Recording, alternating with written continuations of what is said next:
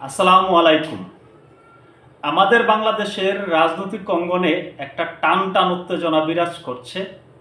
বিশেষ করে 13ই নভেম্বর কি হবে তা নিয়ে অনেকের ভিতরে উৎকণ্ঠা কাজ করছে। 13ই নভেম্বর আওয়ামী লীগ কর্মসূচির ডাক দিয়েছে, লকডাউন ডাকা। ইতিমধ্যে আওয়ামী লীগের পক্ষ থেকে বিশেষভাবে জানান দেওয়া হচ্ছে আওয়ামী লীগ তাদের কর্মসূচি সফল করবেই, কিন্তু সরকারের পক্ষ থেকে, প্রশাসনের পক্ষ থেকে হুঁশিয়ারি দেওয়া হচ্ছে এবং আওয়ামী লীগ বিরোধী মতাদর্শের রাজনৈতিক দলগুলোর পক্ষ থেকে হুঁশিয়ারি দেওয়া হচ্ছে আওয়ামী লীগ কোনো প্রকার কোনো কর্মসূচি পালন করার সুযোগ পাবে না, তাদেরকে সুযোগ দেওয়া হবে না, রাজপথে দাঁড়ানোর সুযোগ দেওয়া হবে না। রাজধানী ঢাকা তো পরের কথা, বাংলাদেশের কোথাও তাদেরকে কোনো প্রকার কর্মসূচি পালন করার সুযোগ দেওয়া হবে না। ইতিমধ্যে পুলিশের পক্ষ থেকে মহড়া দেওয়া হচ্ছে, পুলিশের পক্ষ থেকে হুঁশিয়ারি দেওয়া হচ্ছে, তল্লাশি বৃদ্ধি করা হয়েছে, দরপাকড় বৃদ্ধি করা হয়েছে। অন্যদিকে আওয়ামী লীগ বিরোধী মতাদর্শের রাজনৈতিক দলগুলো বলছে তারাও আগামী 13 তারিখ রাজপথে থাকবে, মাঠে থাকবে, আওয়ামী লীগ দেখলেই সেখানে বাদাম দেবে। কিন্তু এখন সবচেয়ে বড় কথা, আওয়ামী লীগ কি ছেড়ে কথা বলবে? ছেড়ে কথা বলার জন্যই কি তারা এই ধরনের কর্মসূচির ডাক দিয়েছে? এই মুহূর্তে বাংলাদেশের রাজনৈতিক প্রেক্ষাপটে আওয়ামী লীগ বিরোধী কারা, আওয়ামী লীগের অপোজিশন কারা, সেটা কি আওয়ামী লীগ জানে না? এই মুহূর্তে আমাদের বাংলাদেশের বড় যে শক্তি পুরোটাই তো আওয়ামী লীগের বিপক্ষে, রাষ্ট্রযন্ত্র আওয়ামী লীগের বিপক্ষে, রাজনৈতিক দলগুলো আওয়ামী লীগের বিপক্ষে। তবু আওয়ামী লীগ কর্মসূচির ডাক দিয়েছে। তারা জেনে শুনে বুঝেই রাজনৈতিক একটি বড় কর্মসূচির ডাক দিয়েছে বলে আমার কাছে মনে হচ্ছে। আওয়ামী লীগ তো জানে আওয়ামী লীগ যদি রাজপথে নামে, কোনো কর্মসূচি পালন করে, বিএনপি বাধা দেবে, জামাত বাধা দেবে, এনসিপি বাধা দেবে, বৈষম্য বিরোধীরা বাধা দেবে এবং সরকার তো আছে, প্রশাসনের পক্ষ থেকে তো হুঁশিয়ারি দেওয়াই হচ্ছে। কিন্তু আওয়ামী লীগ যেভাবে সোশ্যাল মিডিয়াতে জানান দিচ্ছে, আমাদের কাছে যে সকল তথ্য আসছে তাতে মনে হচ্ছে আওয়ামী লীগ ছেড়ে কথা বলবে না, তারা তাদের কর্মসূচি পালন করবে।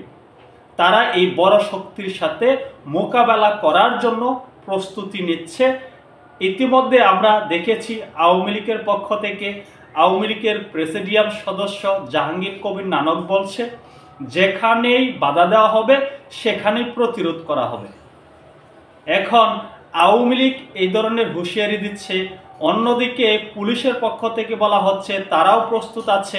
গতকালকে রাজধানীতে পুলিশ 7000 সদস্যের একটি মহড়া করেছে। অন্যদিকে পুলিশের পক্ষ থেকে এটাও বলছে কার্যক্রম নিষিদ্ধ, আওয়ামী লীগ কোনো প্রকার কর্মসূচি করতে পারবে না, জনগণকে সঙ্গী করে, জনগণকে সাথে নিয়ে সেটা তারা মোকাবেলা করবে। আবার ডিএমপির পক্ষ থেকে বলা হচ্ছে পুলিশের পাশাপাশি রাজনৈতিক দলগুলো মাঠে থাকবে। যদি এই ধরনের প্রস্তুতি উভয় পক্ষ থেকে হয় তাহলে কি করতে পারে? বড় একটা ভয়ঙ্কর ঘটনা ঘটে যেতে পারে, রাজনৈতিক মোড় ঘুরে যেতে পারে বলে অনেকে মনে করছে। একটা বড় ম্যাসাকার হওয়ার সম্ভাবনা আছে, হতাহতের ঘটনা ঘটার সম্ভাবনা আছে। প্রশাসন যদি শুধু মাঠে থাকে এক হিসাব, যদি সেখানে প্রশাসন রাজনৈতিক দলগুলোকে কাছে টানে, রাজনৈতিক দলগুলোকে আহ্বান করে রাজধানীতে থাকার জন্য, মাঠে থাকার জন্য, রাজপথে থাকার জন্য, তাহলে সেখানে তো সংঘাত অনিবার্য। কিন্তু আওয়ামী লীগের পক্ষ থেকে যেভাবে জানান দেওয়া হচ্ছে, সোশ্যাল মিডিয়াতে যেভাবে জানানো হচ্ছে, আওয়ামী লীগের নীতি নির্ধারকরা যেভাবে জানাচ্ছে, তাতে করে মনে হচ্ছে আওয়ামী লীগ ছেড়ে কথা বলবে না। আওয়ামী লীগ জানে তাদেরকে কারা প্রতিহত করবে, তাদের সামনে কারা বড় প্রতিপক্ষ, কারা তাদেরকে রাজপথ থেকে দৌড়ানি দেওয়ার চেষ্টা করবে, তাদের উপরে কারা মব করতে পারে, সব কিছু তো আওয়ামী লীগের জানা। তাই আওয়ামী লীগ হয়তো এভাবেই প্রস্তুতি নিচ্ছে। আবার অনেকে বলছে এমনটাও, এটা সম্পূর্ণরূপে আওয়ামী লীগের ফাঁকা আওয়াজ। এবং বিএনপির একজন নেতা, যুবলীগের নেতা নয়ন বলছে আওয়ামী লীগ রাজধানীতে কোনো কিছু করতে পারবে না, সে সুযোগ তাদের নাই, তারা যদি নামে তাহলে তাদের অস্তিত্ব থাকবে না। এবং তিনি হাসি তামাশা করছেন, বলছে আওয়ামী লীগ 13 তারিখের কথা বলেছে, নভেম্বরের কথা বলেছে, সেটা কোন নভেম্বরে সেটা বলে নাই। 2025 সালের নভেম্বরে যে হবে এই ধরনের কোনো কথা বলে নাই। হয়তো আওয়ামী লীগ আগামী 2050 সালের কথা বলেছে, 50 সালে হয়তো তারা কোনো কিছু করতে পারে, কিন্তু এই বর্তমান সময়ে এই 25 সালের 13ই নভেম্বর এই বাংলাদেশে আওয়ামী লীগ কিছু করতে পারবে না। তাতে করে মনে হচ্ছে একটা বড় সহিংস পরিস্থিতি সৃষ্টি হতে পারে, এমনটা রাজনৈতিক বিশ্লেষকরা মনে করছে। রাজনৈতিক দলগুলোর যে দৃষ্টিভঙ্গি আমরা লক্ষ্য করছি, মারমুখ একটা আচরণ লক্ষ্য করছি, তাতে কিন্তু সংঘাত হওয়ার সম্ভাবনা প্রকট। তবে আমরা চাই কোনো সংঘাত না হোক। আওয়ামী লীগ মাঠে নামবে, কিভাবে নামবে এটা আওয়ামী লীগের বিষয়, এবং প্রশাসন সেটা কিভাবে মোকাবেলা করবে সেটা প্রশাসনের বিষয়। কিন্তু যখনই রাজনৈতিক দলগুলো মুখোমুখি হওয়ার ভাবনাগুলো আমাদের সামনে ফুটে ওঠে, তারা তাদের ভাবনাগুলো আমাদের সামনে প্রকাশ করে, তখন কিন্তু আমরা সাধারণরাও আতঙ্কিত হই। তবে সর্বোপরি মনে হচ্ছে এই যে 13 তারিখ নিয়ে যে একটা ঝড় উঠেছে রাজনৈতিক অঙ্গনে, এটা কিন্তু সাধারণ মানুষের জীবনেও প্রভাব ফেলছে। সাধারণ মানুষও কিন্তু উদ্বিগ্ন, উৎকণ্ঠায় জীবনযাপন করছে। সাধারণ মানুষের ভিতরেও একটা আতঙ্ক কাজ করছে। আসলেই 13 তারিখ কি করবে জানি না।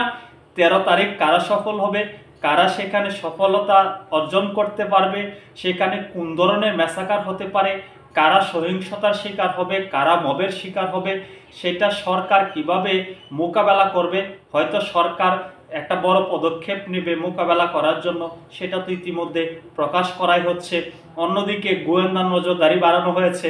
আবার একটা মজাদার বিষয়, গোয়েন্দারা কিভাবে কাজ করছে, তারা কোন ধরনের তথ্য পাচ্ছে, সেটাও আবার গণমাধ্যমকে প্রকাশ করছে।